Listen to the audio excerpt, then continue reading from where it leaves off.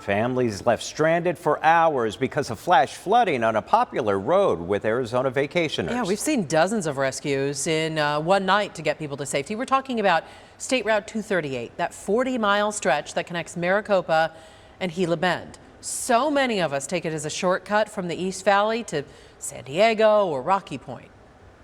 Well, new tonight, ABC 15's Nicole Grigg shows us how often these washouts are happening and why transportation officials have no plans to fix it. GPS directs people to go this way. For Keith Faber, it was the first time he took State Route 238 coming back from California. All the cars were going. After a typical monsoon downpour, he saw the running wash with no way around and no way to double back. When it was our turn to go, we went, and by that time the water had risen up and we got stuck. State Route 238 is a two-lane highway filled with dozens of these dips at those low spots. Heavy rains anywhere in the area can cause a flash flood. Keith and his family, including his 4-year-old son, were some of the 32 people who had to be rescued back on September 9th. The sun was on its way down. You're out in the middle of nowhere. Service is terrible. You're losing light. It's a 20-mile road and you're 10 miles in. You don't know what to do. SR 238 floods so often, the Arizona Department of Transportation says they had to shut down this stretch of road 43 times in 4 years, mostly between July and November. On average, that's 11 times a year. But for someone like Keith, who was washed out, it's not just one day. It's not just the day it happened. It's the day after when you don't have a car. It's the day after that when you're trying to get your car fixed and you're on the phone for 8 hours. Is this road being forgotten? It almost seems like it. Gila Bend's mayor says the volunteer fire department here averages a couple dozen rescues a monsoon season.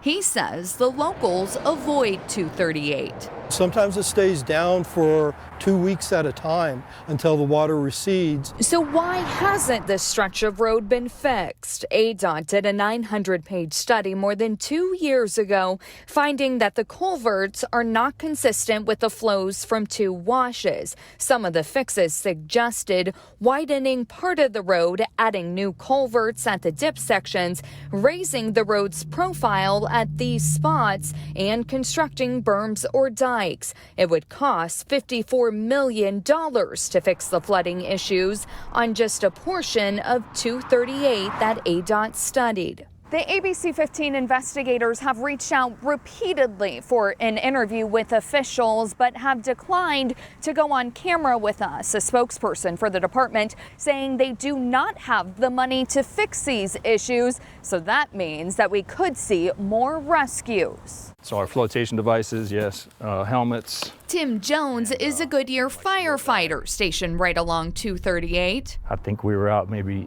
8+ hours after that, just driving up and down 238 and just checking on folks that were either stranded in their cars or folks that really needed help. He also recalls the night of September 9th. He and his partner spent all night rescuing people. This was a video he took of the flash flood's aftermath, cars still stuck in desert sand. A lot of times these come at night, so visibility is a factor, you know, the time, and then just getting resources, other departments or other agencies to help. And one of those people he recalls rescuing was Keith and his family, tired, hungry, and now carless. Tim drove them to a Denny's in Maricopa where they snapped this picture, the end to their long and dreadful night. Very thankful to them. They really made a nightmare bearable. Like, they really helped us out. Reporting in Maricopa County, Nicole Grigg, ABC 15 Arizona.